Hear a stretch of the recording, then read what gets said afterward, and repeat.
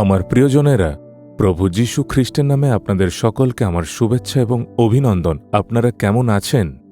আপনারা ভালো আছেন তো? আনন্দে আছেন তো? আমি যখন এই জায়গাগুলোর দিকে তাকাই তখন আমার মন আনন্দে ভরে যায়। আপনারা কি ঈশ্বরের সৃষ্টি দেখেছেন? চারিদিকে এই ফার্ন গাছগুলো দেখুন। এগুলো যদি কিনতে যান তাহলে অনেক দাম দিয়ে কিনতে হবে, কিন্তু প্রভু যতদূর চোখ যায় ততদূর অসংখ্য ফার্ন গাছ সৃষ্টি করে রেখেছেন। উঁচু উঁচু গাছের কারণে এই জায়গাটি কতই না ভিন্ন রকম দেখাচ্ছে। প্রভুর সৃষ্টি কতই না সুন্দর। এই সৌন্দর্য উপভোগ করার জন্য অনেক মানুষ পরিবার পরিজন নিয়ে এখানে আসেন।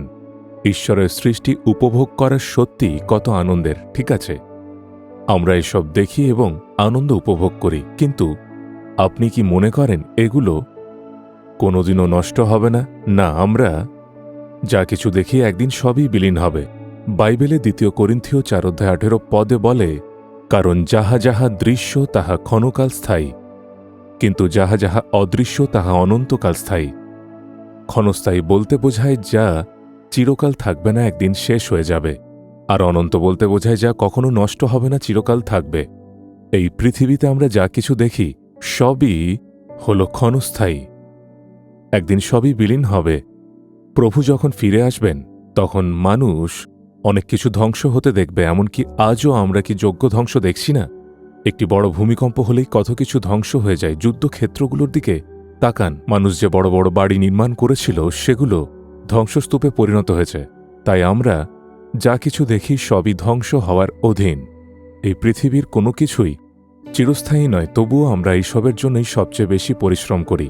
আমাকে একটি বাড়ি বানাতে হবে, আমাকে একটি গাড়ি কিনতে হবে, আমাকে একটি মোটর বাইক কিনতে হবে, কিন্তু এগুলোর সবই একদিন নষ্ট হয়ে যাবে। একটি বন্যা এলে বাড়িঘর ভেঙে যায়, গাড়িগুলো ভেসে যায়, মোটর বাইকগুলো হারিয়ে যায়, সবকিছুই একদিনে শেষ হয়ে যায়। তাহলে আমাদের হৃদয়ের লক্ষ্য কি হওয়া উচিত? যা দেখা যায় না সেই অনন্ত বিষয়গুলোর দিকে। কি সেই অদৃশ্য বিষয়? সেটি হল স্বর্গ।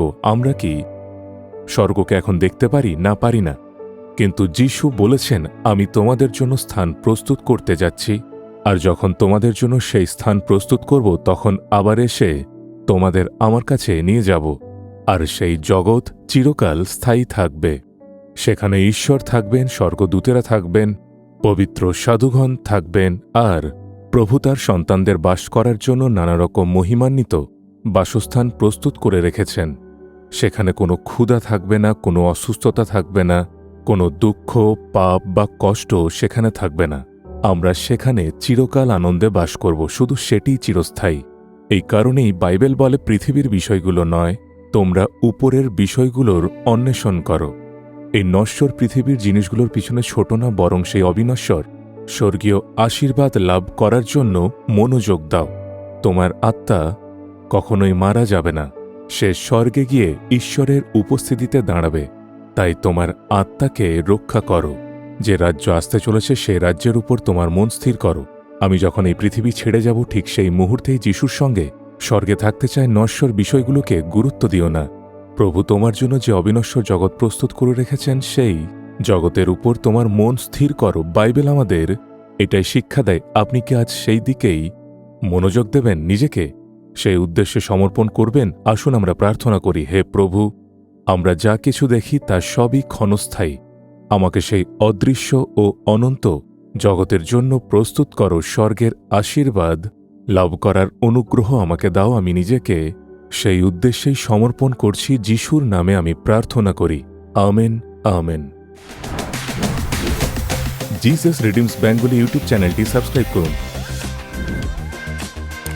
বেল আইকনটি ক্লিক করুন আমাদের প্রতিদিনের নতুন প্রোগ্রাম সম্পর্কে আপডেট পেতে।